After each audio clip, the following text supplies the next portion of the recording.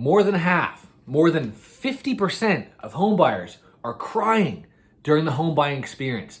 Even to me as a realtor, I take so much pride in working closely with my buyers and sellers, but today's about buyers. I was blown away by that statistic.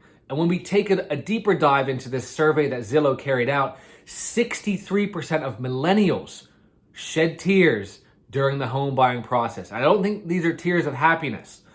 And for those of you who still think that millennials meaning 20 and 25-year-olds, no, that's not the case. Millennials covers 26 to age 41, and that is by far the majority of first-time buyers in any market, especially this market around Los Angeles.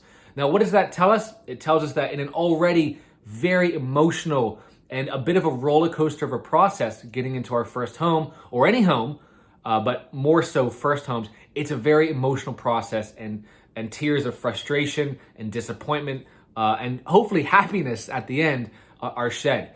So it reminds me of when I first got into the industry. One of my mentors said, you have to train your buyers and work with them as if they're kindergartners.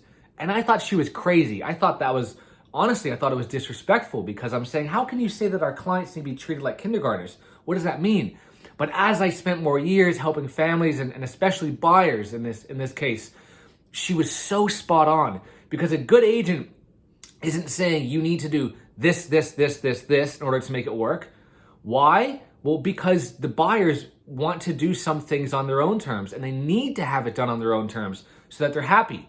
So it's almost like when you have a 2 or 3 or 4-year-old little boy or girl, and you're holding them by the shoulders and you're helping guide them, walking down the street, keeping them on the sidewalk, making sure they don't step off the curb into the danger zone. It's the same thing in real estate. You're not telling your clients what to do, you're guiding them gently, and you're showing them the way by the things that you're telling them, by the actions you're taking, by the questions you're asking them and others involved in the real estate transaction. You're guiding them. You're making sure they're safe. If they steer this way, you're redirecting this way. And it's a lot of fun, but I say this because it is the characteristics of a good experienced agent. And you need to have one, especially in this market.